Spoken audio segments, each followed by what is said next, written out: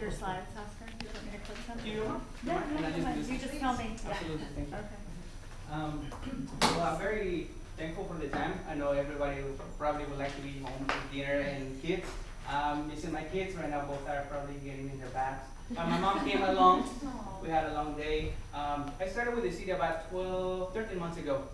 I took the challenge to, after college, be able to work with the land. I first engaged with Greater Rancheria. They're being recognized as the year 2000, and they're the original Native Americans here. They go by the Oswego. And I introduced myself into agricultural methods of ecology and organic produce. And that's what pretty much put me into the path of looking at landscape and looking at the sustainability of what that means to it. When I was at Sonoma State, I had the opportunity to also work a little bit in urban planning, which pretty much is what's a greenscape based on the quality of life that we have, depending on what city you live. And basically, it all ties together to our spaces. And basically, since we have parks here, and we have an amenity of open space that surrounds the area, I think it's a good point to kind of look at our landscape and see what we can do to better ourselves, better the quality of our water, and also the air that we breathe. So this is, yeah, thanks.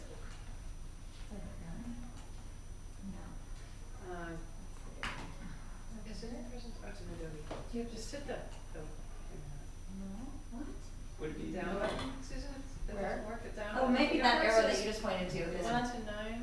the one next to the right. Oh, This little one, maybe. How about the one up on top next to the 1? Is that what you were clicking? I that was one. clicking Careful. that. And that Yeah. didn't work? No, maybe I can. Nothing. What if you actually- scroll? I know, sorry. Should we scroll? Thanks, Susan. Yeah, just pull it down. Yeah. There you go. Oh, well, okay. Awkward, but There we works. go. All right, Yay. so here we are. So we fast forward a few months. I took care of 30 years of standing of a retired landscaper of the city of Sausalito. He has different parks, and throughout the years, I noticed that some of the parks needed a little bit of love. So what I did, I started introducing organic gardening practices. Let me go into them a little bit in detail. First of all, I need to identify and see what kind of landscape we have. For many years, as you know, architectural landscaping is being driven by male figures. Most of the time, it's only being white males. And one thing I wanted to see was to see what kind of history we can have to diversify the landscape. And by that means how change over time can be able to diversify the landscape to be able to include many aspects of landscaping.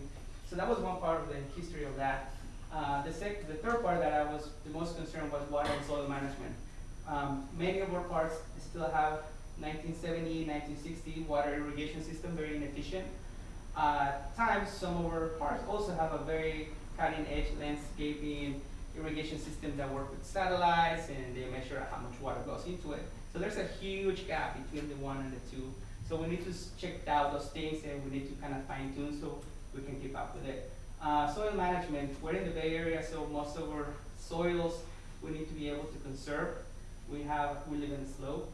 Everything goes to the Richardson Bay, oils, pollutants, insecticides, you name it, plastics. So part of it is how do we keep our soil in our parks? How do we endure those conditions of storms? And how can we be able to prepare for stronger storms? How can we be able to prepare our soil so they can have more of a lush landscape? So that's something that is cooking right now. And habitat building, we live in a precious area here, the Bay Area. It's kind of the 5th hottest place for diversity as far as plants, insects, large mammals. So that's something we need to take into account. Our landscape has been, over the years, highly fragmented, so species don't have much movement. Raccoons, rodents, all kinds of small mammals don't have much of a place to live. They have to figure out how to burrow within our urban settings. So it's very important to us to look at our existing landscape and see if we can begin to build a little bit of habitat for them. And lastly, kind of enhance our public parks. When I first took in, I look at the parks and they look very run down. Most things lack paint. Some of the restaurants were not keep up. Most of our garbage recycle was very outdated. So those are the things that when you come into a park, you want to see something that looks better and welcoming, so you feel safe at the place that you are. So I want to be able to have that as kind of a tipping point that we can begin to move forward on better parks. So, thank you.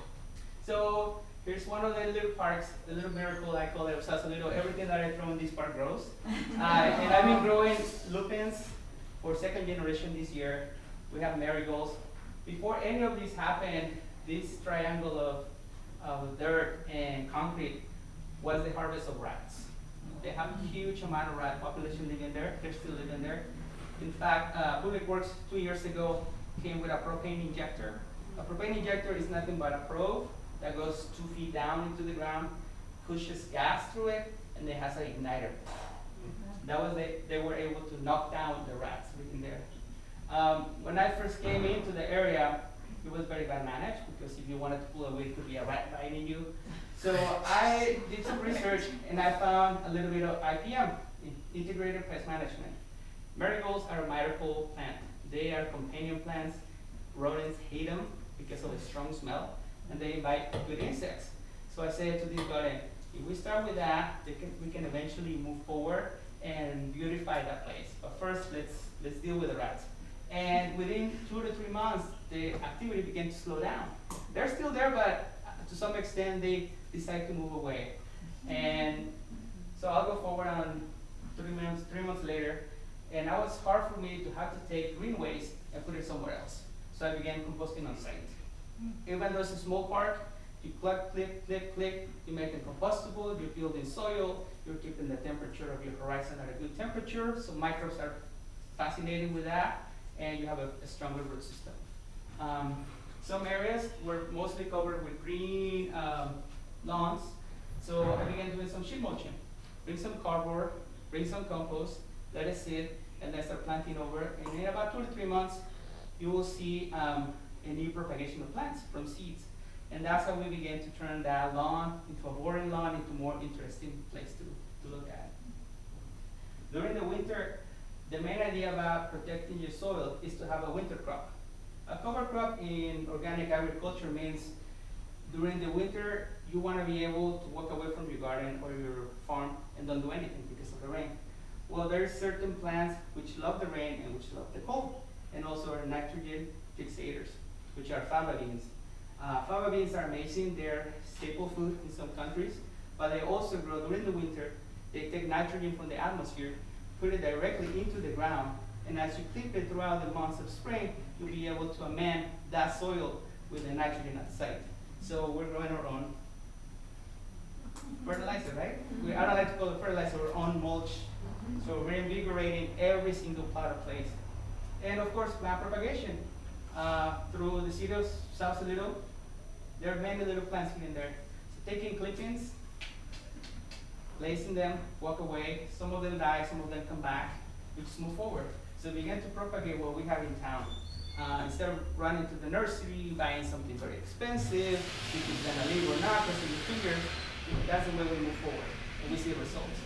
So, yes. This is 5 months later after the sheet mulching went into place, after clippings from different areas. When we talk about diversity and when we talk about food and landscape, what it all that means? It needs to be a biological entity that binds each other. Plants, flowers by themselves are just flowers. But when you have flowers, when you have food, when you have ground covers, when you have even succulents, you're able to create a context of light and texture that provides protection from each other. So here within that area, when it used to be just lawn, a monocrop, just a single crop of lawn, we have now over 60 different species here, right? In 6 months, 60 different species. That tells you we have resiliency when we look at it. And that means we also have favorable seeds because we're starting to do organic practices. So that means the following generation is going to be stronger and better suited for these conditions. So here's I love this picture. I wish probably guy would be like, send me that picture. But he's looking highly at the area where it was supreme rat infested into what's right now, it's within the family of the achiums. Bees love it. By the time spring comes to an end, this is the only plant that provides nectar to those bees. And bees are important, as you know, for food. So he's not photographing the plant, he's photographing the bees. So, Not the compost bin? no. But again, this is an easy setting. You can do it at home, and it has, besides it's being very relaxing, appealing, and cooling. It also provides beauty to the backdrop, which is San Francisco. So, here's another tiny park. This is Langendorf Park. This is of Easter Beach. Again, we dealt with a monocrop called ivy. Ivy is great if you want to have rats living close by. But I said no to it. Let's figure this out because we needed to beautify that park. We needed to invite it. Now you see ivy coming to you. So I started little by little, a couple hours here, a couple hours there. I ended up pushing back the ivy. I don't want to kill it because it serves a purpose for now. And within this area, again, of a monocrop, you have calendulas, which are medicinal. You have yarrow, you have California poppies. You have also salvias. You have feverfew, which is medicinal. So 10, 12 different species of plants living in community, providing resiliency, providing the taste of what we can do. So,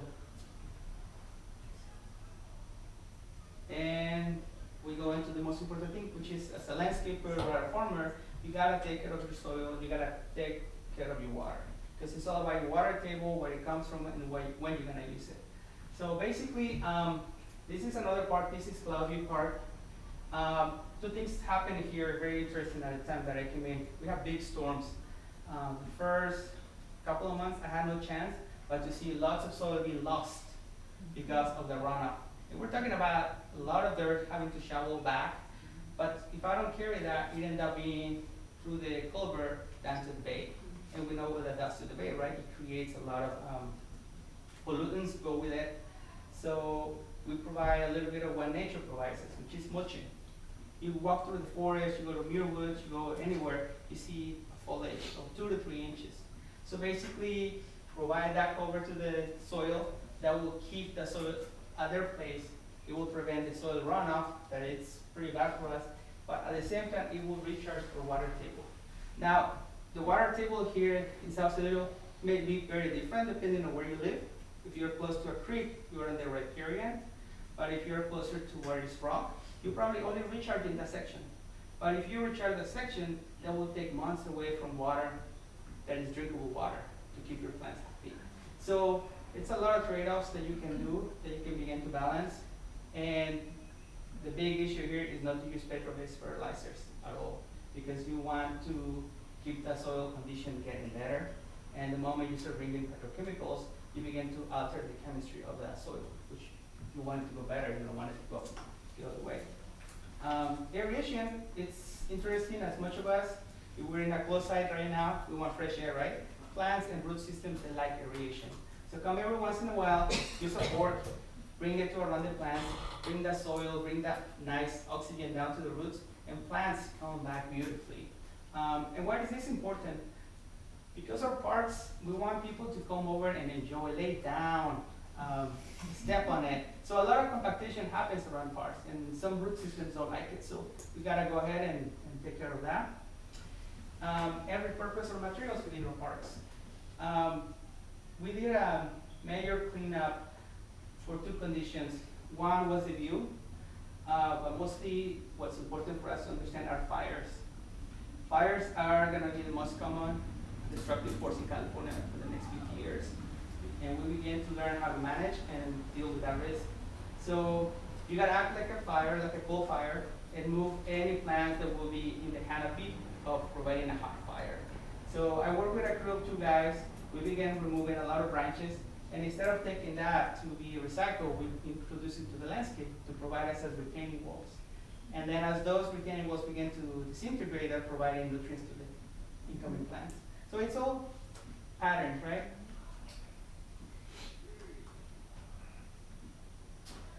This is another small selection of what we have. Most of these 3 branches came from a big cleanup we did on Bridgeway before the storms.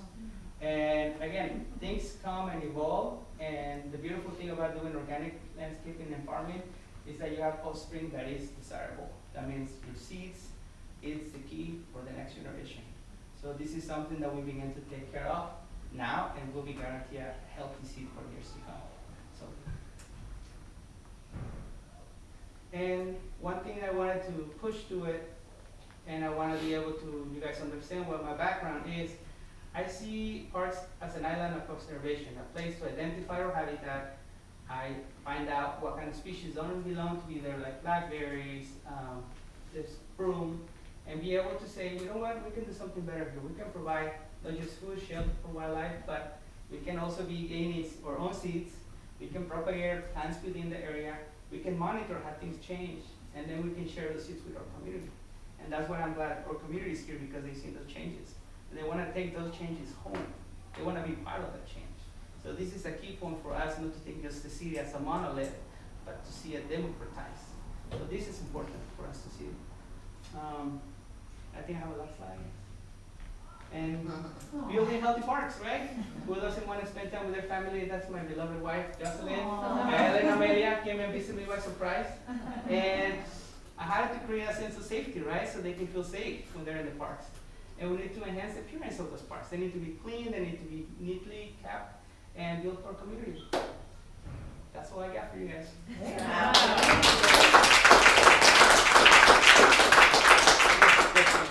Well, first of all, I feel like Sausalito was so lucky to have you on the staff. I'm so impressed by the presentation, by what you took on in your role, by how much you care about and know about organic farming and resiliency. This is so relevant and so important. So thank you, first of all, for coming to share this with us. And my second question is, how can we as a body be helpful to you in making sure you have the resources you need to continue to do this great work? Thank you. Well, I'm glad I'm here. Two things that I noticed is we don't have a policy in place yet. We need to draft in a way to be able to have a sense of either begin to drive ourselves as a community, and as a city, to have practices, best practices in landscaping that could be addressed, and could be taught, and in fact could be enforced is a bad word, but actually to be able to sound familiar to the people. I think sustainability is a moving target, but I think having workshops, having working days at the parks, having events, will be able to gather people, and we can throw these things, and we can start propagating our own plants, our own seeds. Having small events, that's the key, because with that, we can begin to educate ourselves, we can begin to embrace each other, see our community, and then start moving forward, you know? And oh, sorry, go ahead. yeah. No, I've been wanting to say this the whole time, is thank you so much, this is so amazing. I feel like we need to spread the word immediately on all the great things you're doing, and I thought about Sausalito magazine, and that every quarter you should write an article about what you're doing, and then how that translates to homeowners around here. So like, oh, this is what we're doing in the park, and this is how you can reuse materials that you're clipping back, how you can have your own compost, what are the benefits of it, so it doesn't be hauled off, reduces emissions, you have it local, and then just everything. I see a million articles from just from your presentation, and you know, just like always the angle of what you're doing for the city, and then how you can translate that into what homeowners or what residents of Sausalito can do in their own spaces. I think would be really amazing. And just because I'm on a roll, just one last thing. Have you talked to the Emergency Preparedness Commission? Because I think it would be really great to have your expertise in that group as well, because they're thinking about, and you brought it up, fires, and the recommendation from my understanding is cutting down all trees near your house, basically, right? And that also comes with some trade-offs with land erosion, mudslides, etc. That's not exactly the Okay. I'm oversimplifying, but I just to get to the point of maybe there's some way that you can help them find alternatives for, yes, maybe some trees need to go, here are better alternatives that you can plant, you can protect your house, you can protect the soil. Right, and that comes at a workshop. I mean, I've been involved with community, not because by accident, perhaps when I mean that, it's like I just show up for a picnic and there's food. And as soon as there's good food, people start talking about their backyard. Oh yeah, I want to keep these, I want to have chickens. And all these things are important to ourselves. And remember, the word here is community. You can have a government, any type of government, small or large. If you don't have community, we don't have each other, right? So this is all about us coming together. This is all about us bringing everything to a target point and be like, what's important for Sausalito? And sometimes you take a big hit, and it's a hit and miss. But in between, the message is that the intent is there. So as long as we have a good intent, we can solve everything we want together, or fail together, but embrace each other. So that's the big thing about being in a community. That you'll see someone's idea may not be there, you help that person. And that's how we can do this. Sounds good. Yeah. So, any other questions? What's up, Mark? People, our guests have questions? Oh, yeah, do our guests have questions? I live across the street from the park. It's my park, I've never not had a garden. And so Oscar has introduced me to the plants, and I'm watching the second generation. And I was around when they grew up the rats, you know. Is it true? There's a video. And so, Which park were you near? I don't know, I don't even know. Chi, we call Willie Chi in our. Yeah, I'm at Princess in Bridgeway. Mhm. So it's become my park, and I've watched it, and I watched people enjoy it, and it's gorgeous. Absolutely gorgeous. And to add to it, things change. You see, it can be looking beautiful today, seeds need to go into the ground, things don't look, and then 3 months later. So there's a constant pattern.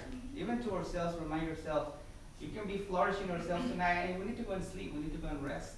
We need to come back and pick up our broom or shovel or dishes. So think about this is a long process that we need to rest, recharge, and move forward. And that's why I call it waves of change, you know, and have each other. And I think once residents, community, private, nonprofits get involved, it's the key of success. Again, diversify your thinking. It's all about diversifying our thinking because we don't want to make the same mistake over and over. So. Have you talked to Sausalito Beautiful yet? They got a hold of me the other day. Just making So, sure. Okay, good. I feel like you would. Yeah, that makes Yeah. sense. And alongside of keeping beautiful, I think we also have to enhance the beauty where we live. You know, we all want to have an amazing garden, and sometimes the main point at this time we're living is an ecological service garden that serves everyone, not just our well-being, but at the same time the plants, the birds. I mean, 90% of the birds coming to the Richardson Bay and the Bay Area are migratory birds. So think about it, they're either moving south or moving north. So we need to create shelter for them, water for them.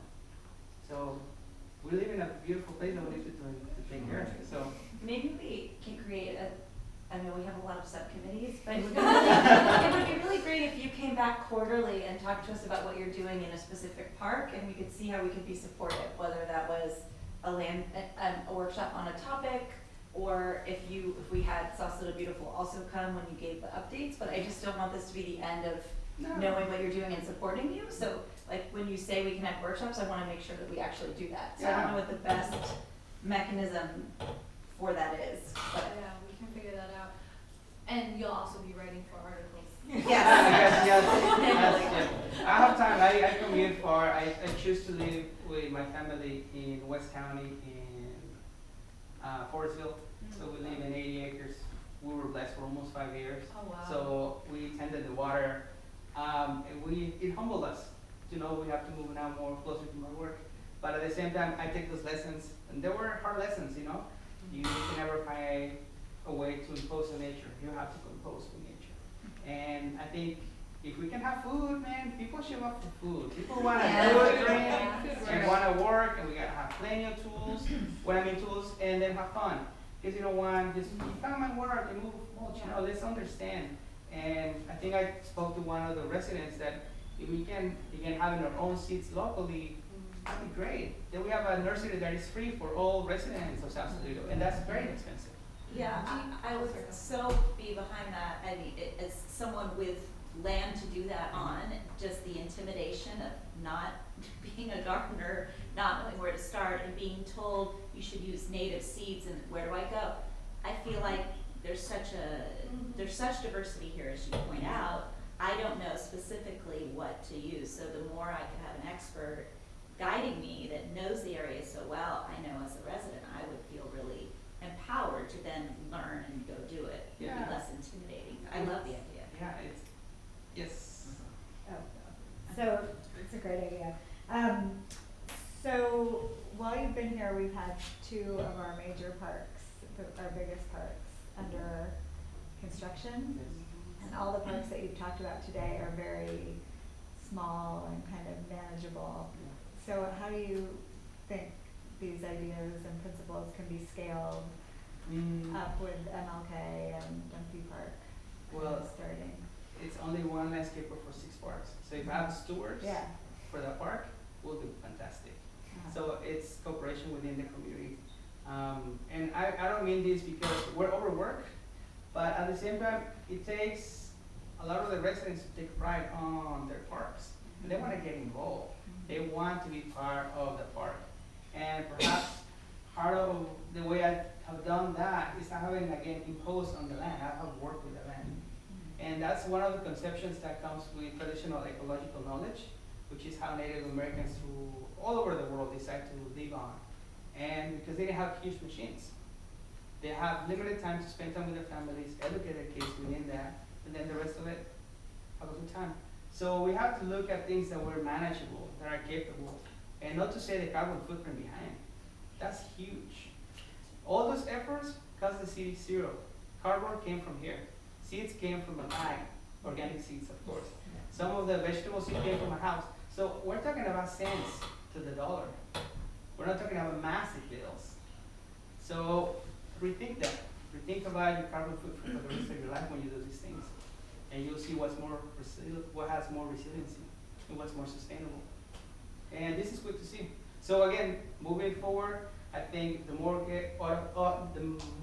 get involved, the less of a work is going to be to maintain larger acres. Yeah. So on that note, how can we get involved, for example, with Dunphy Park? I live right across from it, and I see those trees. They've been in those buckets Yes. for like 3 weeks now, 2 weeks, yeah. and it's driving me crazy. Can I go plant them? Like, So great. I looked at them today and I watered them and I asked Lauren. I was like, he came by, okay, hey Lauren, what's the day here? It's like mid-September, okay. So again, I don't want to put my director and my supervisor on the, on give me the camera. direct number. But I guess, again, having that candid call, having that candid email that says we're doing great, I would like to get involved, I can get 5 people in this list that are residents who would like to come and join us, which are the tentative dates. It's about communication and emails.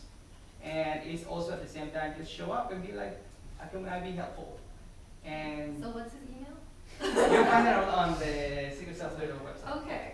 Yeah, is there an opportunity with those bigger parks to engage businesses, have like a team day for a business? If you need hands, you've got locally based businesses that love that type of thing. Are you kidding me? That's a great point. Again, connect with Julie Mayer, she's Parks and Rec, or Maria.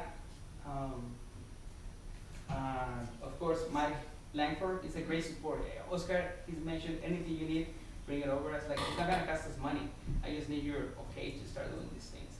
So, Yeah, Just- businesses love to go involve and Yes. engage their employees doing something good for the community. And if they don't have to pay money, it's even better. yeah. So it's, you have as many more hands than you could possibly need. We just need a way to, sync up the time and get the word out. I was thinking for chili cook-off, it's gonna happen in September at Dunphy. I was like, let's just have the trees there. And let's have people come and volunteer before we eat chili to plant those trees. I mean, wouldn't that be amazing? You're coming here, you're planting, you're celebrating a community building effort, Fun. and you're seeing a generation connect with their park. So, it's how we imagine the future. So, yeah, that's all I got, guys. More questions? So we can help you write those articles.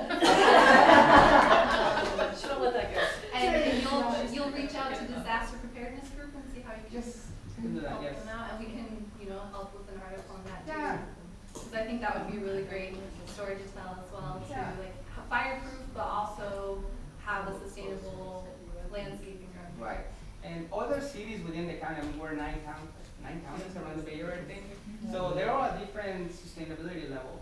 So we also have to check out what nonprofits are doing in other counties that are already ahead of ourselves. I mean, this is a small sample. I'm not saying this is it. There's still larger things that we need to approach.